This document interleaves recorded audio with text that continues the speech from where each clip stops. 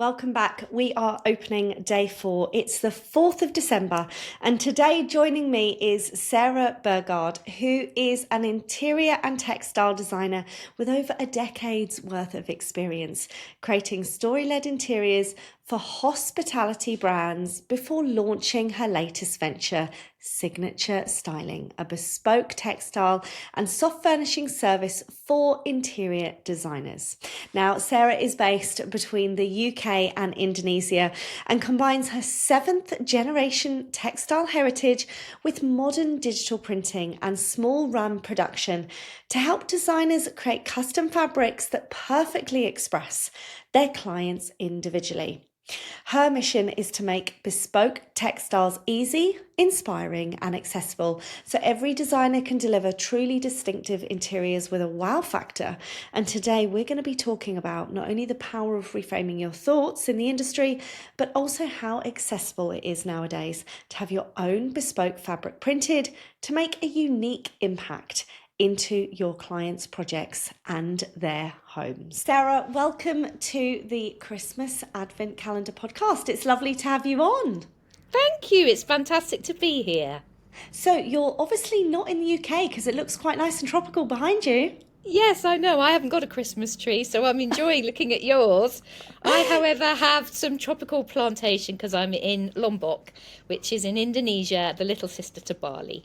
Oh, and you've got a tropical palm tree, not a Christmas tree, a palm tree, which is lovely. Yeah. So tell me your journey. How long have you been based out in Lombok? Just over a year. And I suppose, in short, I'm 8,000 miles from the UK.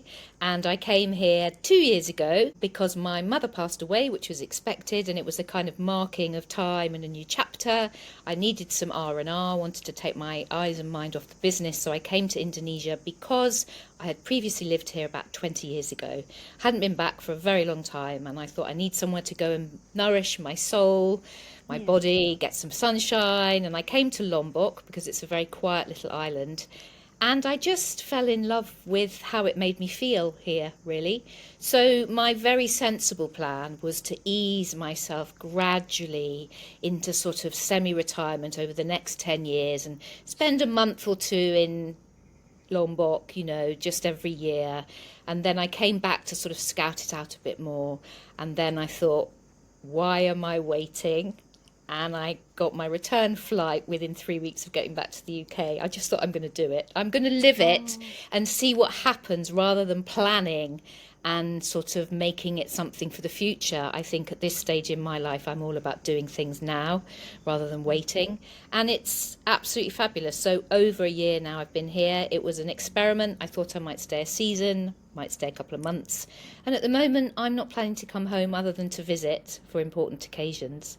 But yeah, I'm setting up my business here. So it's an exciting journey on so many different levels. I love that. And with your business, you have got a very exciting business. You have such an amazing, flourished portfolio of what you have achieved in your lifetime. But talk to us about what you're doing in Lombok and what you've set up. So one of the real draws of Indonesia is its textile heritage, because at heart I'm a textiles girl. I retrained after children in my 40s at Central St Martin's in textile design. Previously I was an actress, so I've always been in the creative arts, always been a kind of an independent spirit, and always been freelance.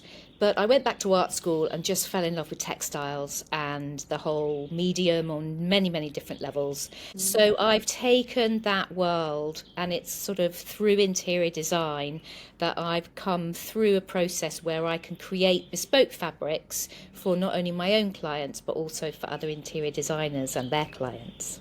Oh, I love that. And there must be so many beautiful factories and just different variations of fabrics and Aladdin's caves with things out there that you can get your hands on that we might not necessarily have here in the UK.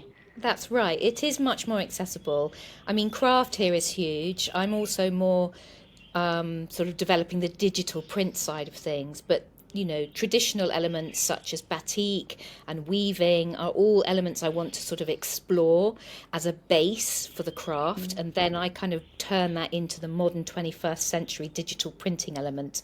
So it's a process that's very, very, very flexible, and the creativity comes between myself and whoever I'm designing with or for. So it's a collaborative process that we create something that you can't buy off the shelf, which I think is really exciting. I love that because it's so nowadays you can go and just get fabric off the shelf, but if you want something that's uniquely yours, Yeah. I think there has been such a blockage around the mind with designers that, oh gosh, actually that's untouchable.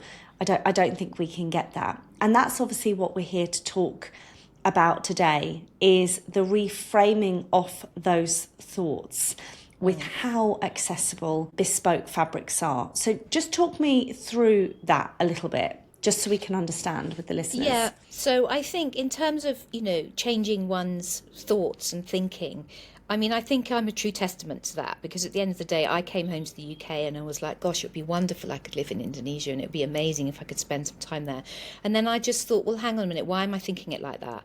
Why don't I reframe this into, how can I do this? When's it going to happen? Let's make it occur. And so it's the same with my printing business. It's about textiles for designers, because ultimately you might think to yourself as a designer, oh, it'd be great if I could find something like this. And you go out and you look for it and you're all excited. And we know that there are so many wonderful textiles on the market. But at the end of the day, it's really quite a big deal to find the exact right thing. If it's for a special heirloom for a client or something you want upholstered, I think it's also sometimes in your mind's eye you have something and you just can't quite find it.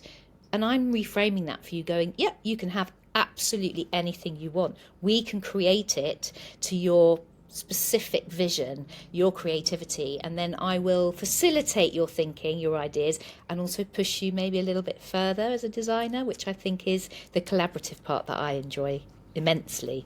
And you've got a really wonderful service called Signature Styling. And how can designers that are listening to this kind of tap in and access something like that? Well, you can find me. That's easy to do through the podcast. Yeah. And in effect, I'm a chatty person. I mean, my world is all about the people. That's why I've sort of transferred what I do. I've been an interior designer for 10 years and I've always created fabrics for my clients, and it's been my USP.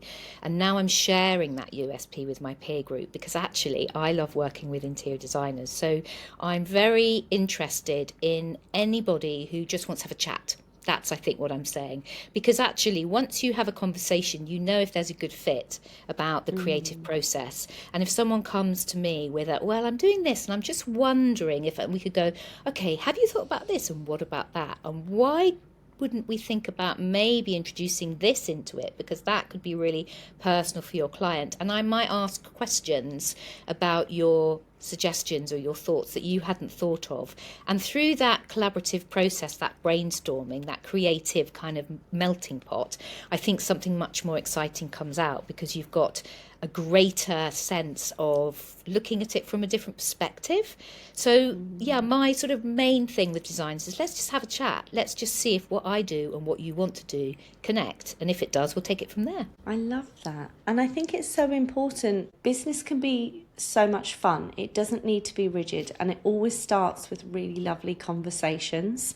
And then from there, you find that lovely collaborative approach with one another. And you have such a rich contact pool, not only in Indonesia, but also in the UK, that you have access to many different ways. Because let's just tap into your family background. So textiles are in the blood, aren't they? They are.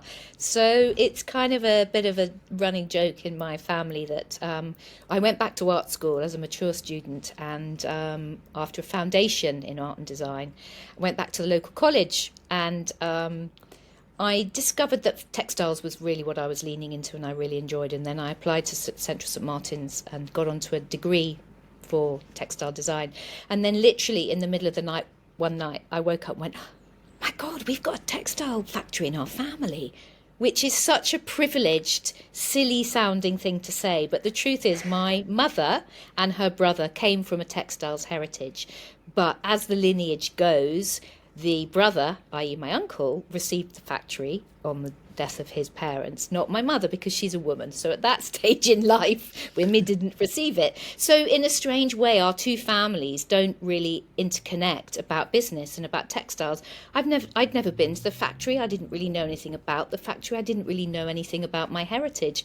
And on doing my studies and realizing that there was this yearning to do textiles, it just clicked. And I was like, that's really fascinating. So, of course, I picked up the phone the next day to my cousin, who is my age, and I said, Charlie, you know you run the factory that's been in the family for years. I want to come and visit and find out. So the long and the short of it is I'm very proud to say that my generational history goes back 7 generations, and it was founded by my great somebody called William Ball in 1832. And the textile factory is still very much in business in Nottingham. And what's interesting for me is that their textiles have gone through many different figurations over the generations, and now they are really at the forefront of technical textiles, which a lot of people don't know much about. But you know, we're not talking interiors and colours here. We're talking, if you go on an aeroplane, what is the sealant fabric that stops the door from falling out because of the pressure? What is the fabric which goes onto an NHS operating table to ensure that the weight of the human on it is spread? You know, there's bomb-proof disposable fabrics for army people. You know, there's all sorts of technical textiles, and that's the area that they've gone into over many years. Fire retardant fabrics, all sorts of things like that. So it's a fascinating world to have come from, and I think I feel that there's a little part of me that wants to keep the family sort of heritage going in my own way. It's a much different way of creating fabrics that tell a story, because I think that's really special and what I can offer to the future of fabrics. I think that's so lovely, because interiors are naturally storytelling anyway, and when you work with so many wonderful clients, you know, you're telling stories about them. You're bringing like their personality and their character into projects. It's not about you. You're receiving the brief, and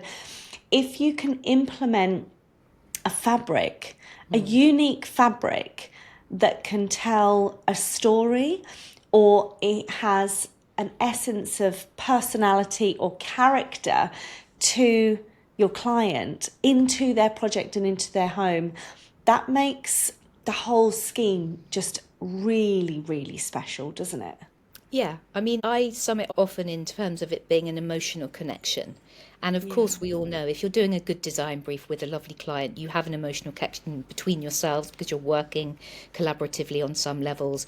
And everybody wants there to be an emotional connection. You know, it's the cliche of the big reveal when somebody just cries because they love how it looks. I mean, that is part of what we love doing, is giving people a response that is quite overwhelming.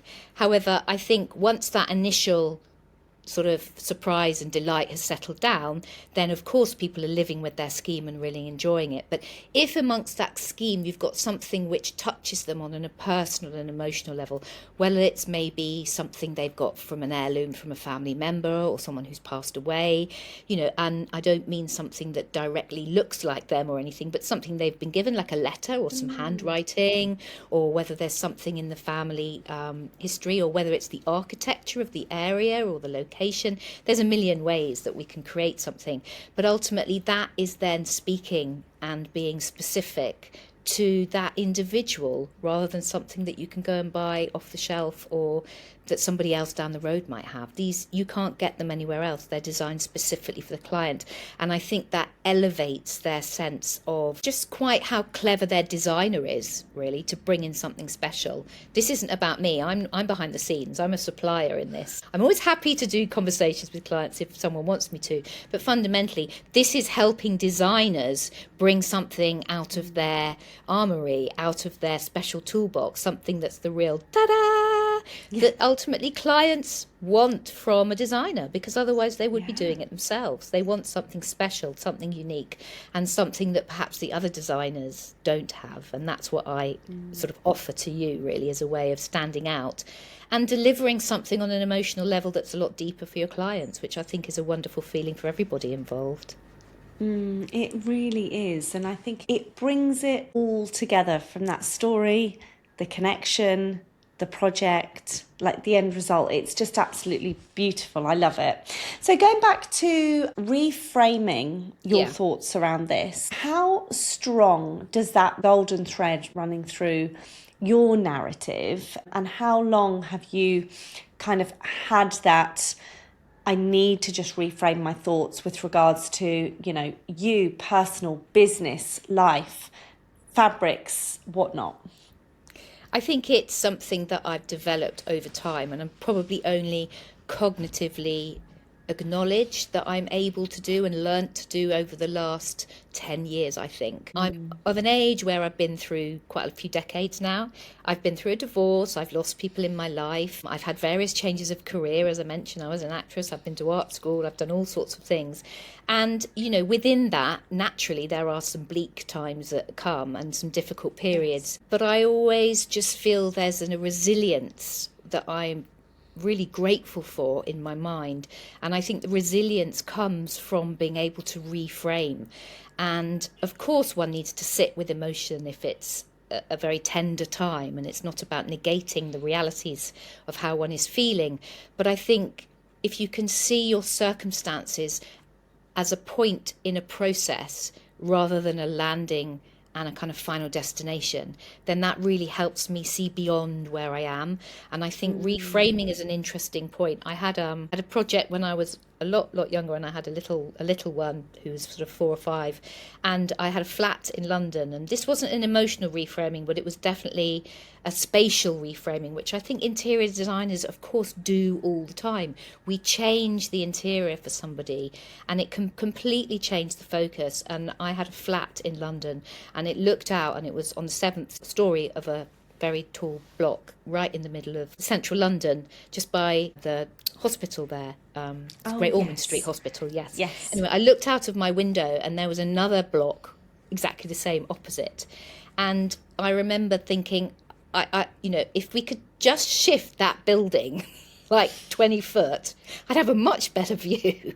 Now, there's no way you can shift a building. But what I did with my kind of design eye was I took out a wall in the flat, and it meant that you could walk into the room from a completely different angle. Thereby, the building shifted kind of from one half of the window to the other half of the window. So it was a reframe of a physical building, and that was purely done by mental gymnastics. How can this happen? And so whilst that was a sort of, that's a metaphor for what I do mentally, which is I'll look at something and I'll think, this is how it appears to me at the moment, and this is true, this is what it is, but how can I look at it from a different perspective and create a different reality from this thinking? And it's slightly hard to explain, because every time one does it, it's for a different circumstance.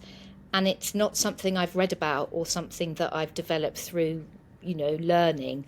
It's through life experience and through my own mental survival mechanisms, optimism. There's all sorts of reasons or words that I could use. But I'm just a big believer that if you view something differently, you can really change your relationship with your circumstances and your aspirations, actually. I think that is so powerful, and it's almost like you've explained a superpower, because a lot of designers have, where they're able to go into spaces and it might be complete concrete walls and there's nothing in the rooms or the space, it's completely concrete, and they can see the finished article, and they can actually build the roadmap to go back, which is something I do with all of my clients after being in it for 15 years. It's a muscle that you exercise.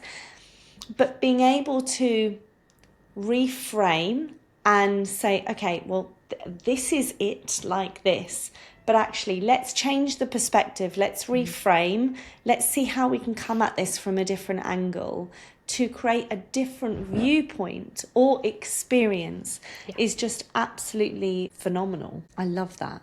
I really love that. And I think it's the power of reframing then across the board, because you can reframe like that in interior design, but then you can also reframe your mindset to say, well, actually, how can we have an even a better positive experience Yeah. through this? What narrative are we telling ourselves? And I think that to give a slightly more gritty example of how it's worked for me, a slightly less sort of, oh, I'm living in a tropical paradise and my family's got a textile factory and, oh, life is just wonderful if you just think about things differently, which, quite frankly, I would find a little bit nauseating if I was listening to someone else saying that. So let me just put some reality about my life into this Should as we put well. a dose of reality into the situation? The truth is that I also reframed when post-divorce, I was not in a great place and my business had stopped due to the pandemic. And, I was really, really pushed to get an income coming through the door and I needed to get a job. And at sort of late 40s, I was sadly unemployable because any sort of little job I would go in for, like working in a bar, something like that, or a restaurant or a cafe, and they go, well, why do you want to work here? And I'd like, well, because I need some money. And they're like, but as soon as you get a decent job, you'll disappear. So they weren't interested. And then obviously my age was a factor because at the end of the day, at my age, I'm not necessarily the youngest spring chicken that's available for that sort of work. And then I would go for more senior jobs, which were much more appropriate to my level and my experience. And they would look at my CV and go, well, you've been all over the shop. You've been an actress, you've been this, fascinating, really interesting, but have you actually ever worked for anybody? And the truth was that I hadn't really. So on many levels I was unemployable, and I ended up getting a job with a Motability scooter company in Bristol. And it was, I would say, a very strong dose of humility. It was a 9 to 5, and the person who was my manager wore very pointy shoes and thought he was top dog, and he was about 30. And I had to toe the line, and it was very, very, very difficult to be in a position where ultimately I was told what to do, what to say. It was a sales job. And the saving grace was that people I was speaking with were lovely, lovely older people. And I had a fantastic amount of conversations with them. I was their top seller because I actually really loved the people I was working with. But the company culture that I was working within was awful. It was horrendous. And I would go in there every day feeling like my life had just collapsed. I used to be in the West End as an actress. What was I doing in a store on the phone, having to make 150 phone calls a day to sell something? Anyway, what I did, obviously there was shame, there was guilt about my business failing, and I reframed it like this, Lisa. This was how I managed to cope with it, was I said, okay, I haven't finished my business. It's on pause because at the moment the clients aren't coming through the door. So I'm doing a business savvy pivot, which is to make sure that money comes in through the door. And what I will do is I will take this as a learning experience, which I'm being paid for. I'm being paid incredibly badly. I was on minimum wage and the bonus system was corrupt. So the more you made, the less you received. It was demoralizing. That's the point. Yeah. And I thought, I'm not going to sit with the sense of failure. I'm just not. So I thought, my business is on hold. It's slightly grandiose, but it's the only way I could get through it, was I'm taking a working sabbatical to work within a company to learn about sales and to also learn about how I want to run my company, because every time I see something I don't like here, that's a lesson for me to know how I want to go forward when I'm more capable of running my business again. And that changed my entire feeling about going in every day. They didn't know. I sort of had it like my undercover version. Nobody knew. It was all in my head. But suddenly I had a completely different mission. I was like, I'm here to gain knowledge, to gain experience, to understand what I love in a business and what I hate in a working day. And that got me through, and that gave me an income that gave me a mortgage, that meant I could buy a flat, that meant I could move on, meant that I could start my business again. And the whole thing, came to a much more sort of happier place.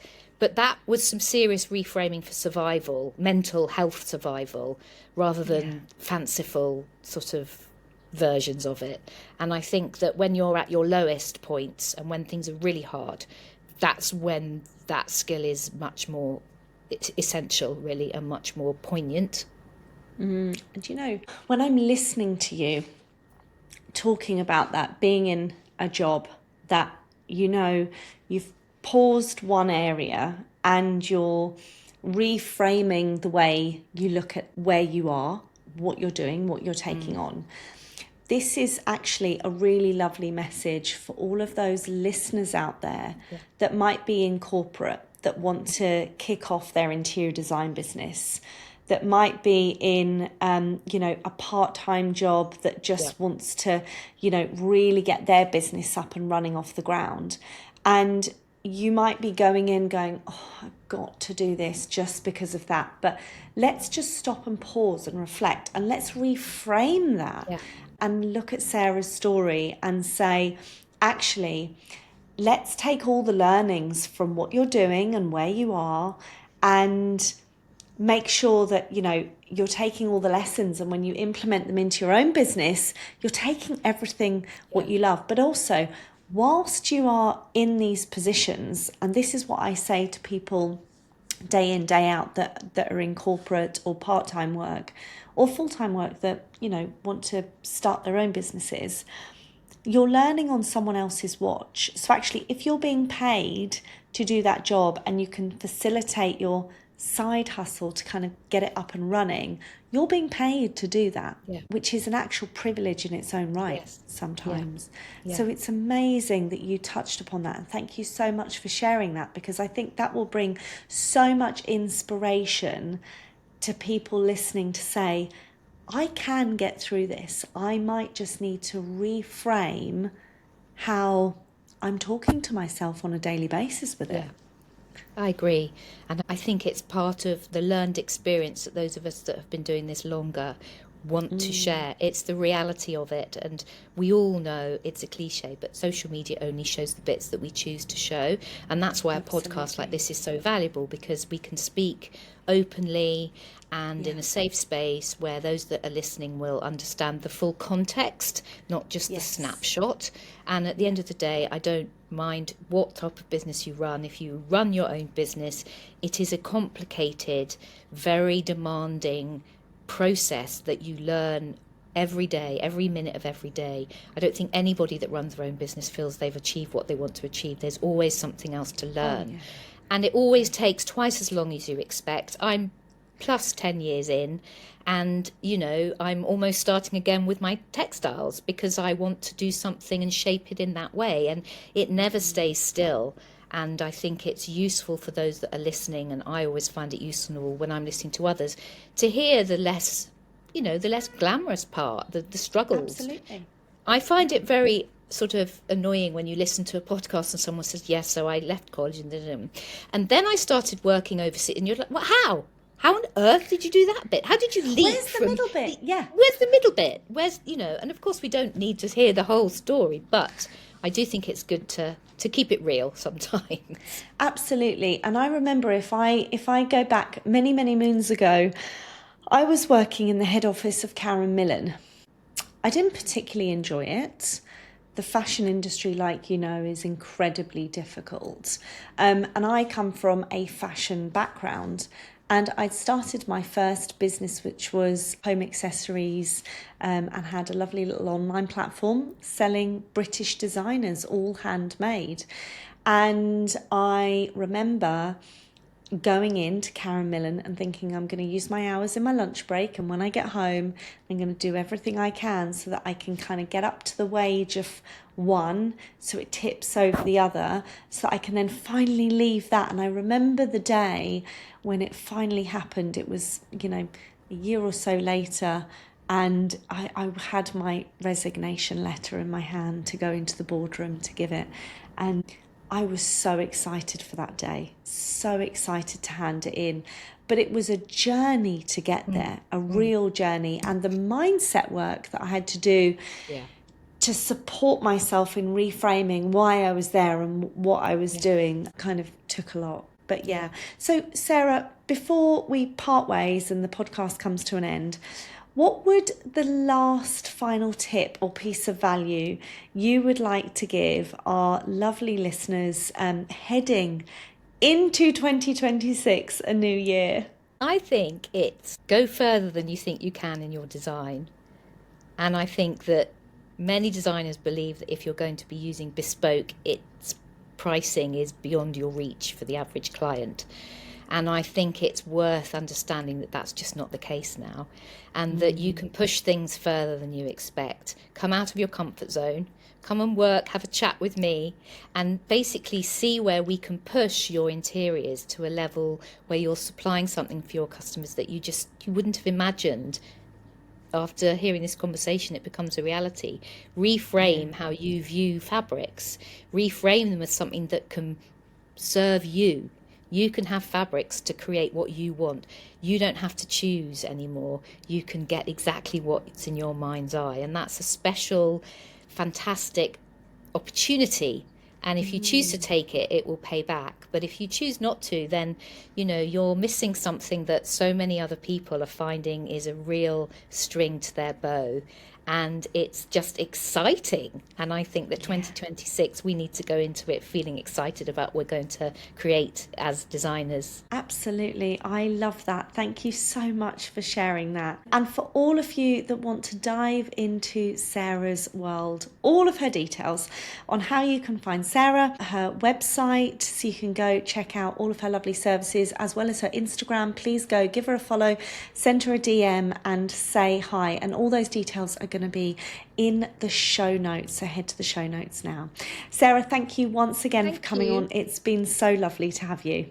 It's been brilliant to see your Christmas tree, and I really, really enjoy that, and it's just been lovely to chat. So thank you so much, Lisa. You're more than welcome. Thank you. Take care, and I will be back tomorrow for another inspirational packed podcast.